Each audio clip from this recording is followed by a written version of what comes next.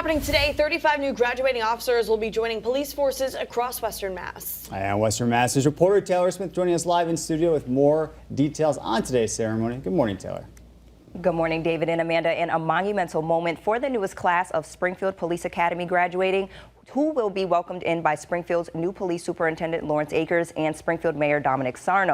The recent class began their 22 weeks of training back in November, and now 25 of them will become Springfield police officers, and the rest of the class will serve in other communities, including Westfield and Holyoke, as well as the Hampden County Sheriff's Department and Springfield College and Greenfield Community College. Ahead of today's graduation ceremony, Mayor Sarno making a statement to the graduating class, saying in part, quote, "Superintendent Larry Akers and I want to thank and congratulate not only those graduating, but their families as well. Being a police officer is still an honorable and noble profession, and the dedication and sacrifices made to protect and serve our community is deeply appreciated."